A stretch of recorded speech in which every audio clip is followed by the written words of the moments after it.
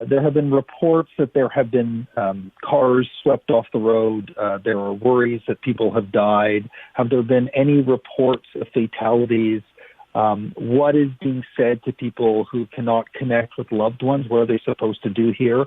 And is there any update on, again, we've seen more pictures of the structure destroyed near the Coquihalla. How significant is that structure damage? And is there any estimate at all about how long that may take to fix? Okay. Starting with your first question, we have not had confirmation of any fatalities at this point, and so that's all the information that I have available right now. In terms for people who are trapped, by the slides, obviously this is a very harrowing time, and I can only just imagine, family members and loved ones. But what I can tell you is that everybody is working as hard and as fast and as quickly and as safely as they can. We've already seen with some of the slide areas where people have been trapped in the Pemberton area, for example, everybody has been rescued from that. Helicopters have been working all day on the slide on Highway 7, where people have been trapped that we talked about this morning. They are working very hard on that to get people out. The Hague slide, as has been mentioned, crews are working very hard on that, and as soon as the de-energization takes place by BC Hydro, the expectation is to have that open this evening so that people are able to get out. But I think the message is this: everybody is doing everything they can and as quickly as they can and as safely as they can to get people and vehicles out from the slide areas. Richard, do you have a follow-up? Yeah, Minister, this is for you, and I know your head has been in this all day, but we're working on a separate story around the police transition in Surrey. As I'm sure you're aware, there's a petition there that's been submitted now. Over 42,000 residents have signed it. It does not qualify for an automatic referendum, but the argument being made is enough people just in that region have signed it. Would the province consider having a referendum for the city of Surrey around the change in the police force?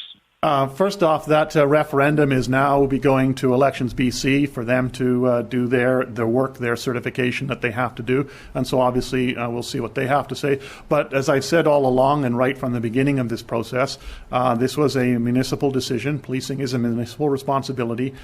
They voted unanimously to terminate the contract with the RCMP, and the transition has been underway. And that's where things are right now. I understand, that petition drive has been underway. That's now before Elections BC. Next question goes to Penny Daflos, CTV. Penny, please go ahead. Hi there. Thanks very much. I just want to, the sections of the Coquihalla look like they've been completely wiped out. And I'm just wondering, is there any hope of the Coquihalla opening? Because it looks like whether it's the Coquihalla or other highways, there's significant damage. So should people be prepared for several days or even longer for these major arteries to be shut down?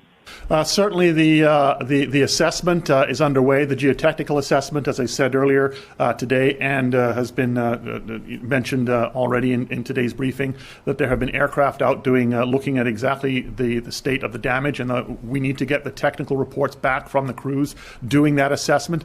In some cases it may be as simple as removing debris and ensuring the roads is good for vehicle traffic to go through again. Those areas may be able to be opened relatively quickly.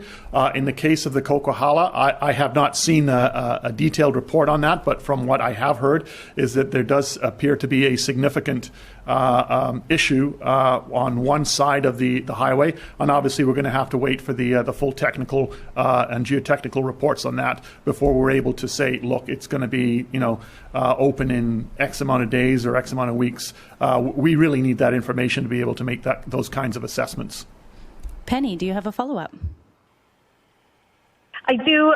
In terms of the evacuees for people from Princeton and Merritt, it looks like some homes have been completely destroyed. And I'm just wondering what supports are in place, or do you have plans so that these people, I understand many of them have somewhere to stay for tonight, but in the coming days and even longer, what is the plan for them and what would you like to say to them this afternoon?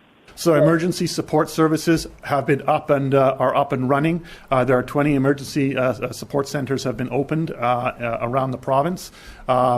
Kamloops and Kelowna being the main ones. There will be the supports available to people to help them through this time. They will be working through with EMBC to ensure that they are able to access accommodation.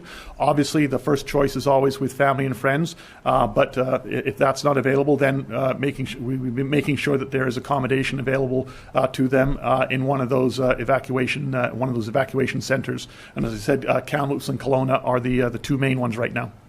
Next question goes to Jody Greenwald, Fraser Valley Current. Jody, please go ahead.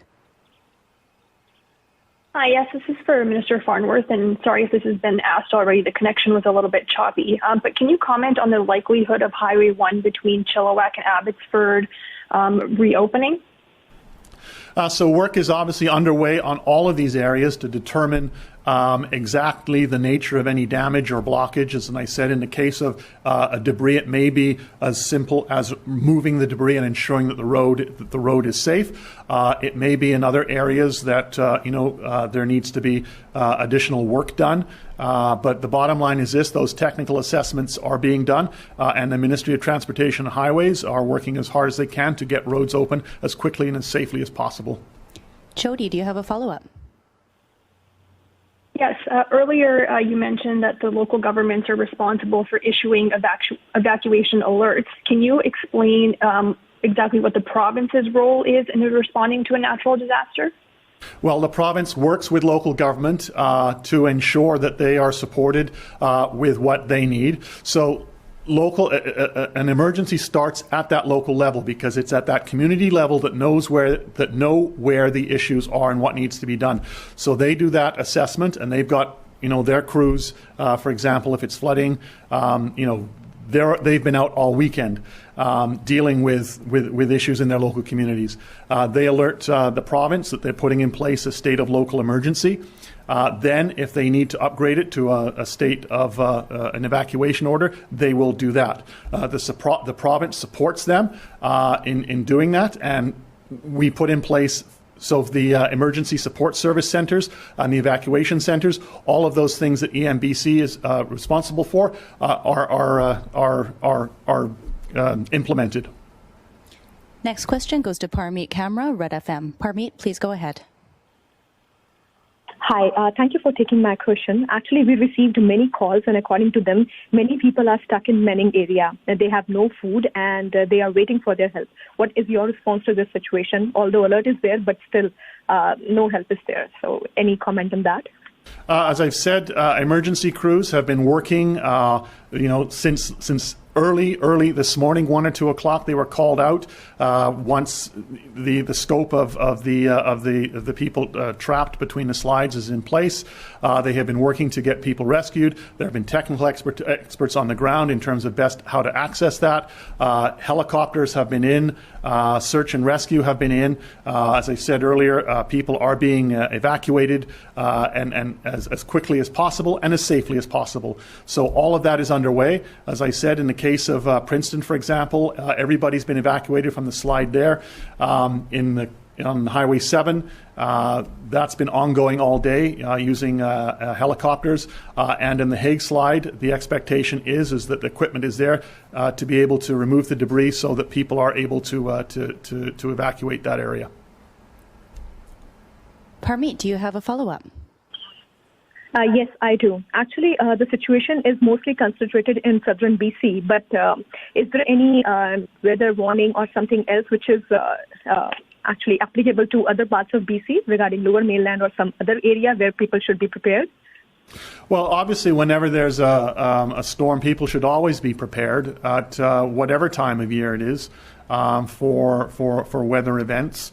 But this event has impacted very much southwestern British Columbia and the parts of the central parts of BC. The Similkameen, Pemberton, Princeton area. And Merritt. So, that's where the focus has been. For the next question, we go to Belle Puri, CBC. Hi, Minister. We heard from one of your colleagues that, we've had, a month's worth of rain in 48 hours. What can you tell us about consideration by management officials to use the direct-to-cell phone alerting system to warn the public when the conditions started to deteriorate? As we said, the Alert BC system is something that we have been working on. It is in place for tsunamis. We have already publicly said that it is our intention to have it in place for next season's fire season, starting in the central part of the province. It is one tool. It is not a silver bullet. It is an important tool, and as I said, we intend to have it implemented, and that's why we're working with local governments and First Nations on how to best to implement it, because many communities already have existing alert systems in place, and we want to be able to avoid duplication and ensure there's compatibility. On top of that, there are the alerting systems that are already used by local governments, by police, by the province as well, and all of those play a role in the warning of people in terms of a potential disaster or what to do in case of an emergency. Belle, do you have a follow-up? Yes, please. The Prime Minister on social media today indicated that his government's prepared to help out wherever they can. Has the government been in contact with the federal government, and how might they be able to help? And if there's anyone there who can answer either of these questions in French, that would be awesome. I can tell you that I have been in contact with my federal counterpart, Bill Blair, the Minister of Emergency Management. And we, as you said, we've got the Chinook helicopters that have been assisting in terms of evacuations, and so anything we need, we have available to us.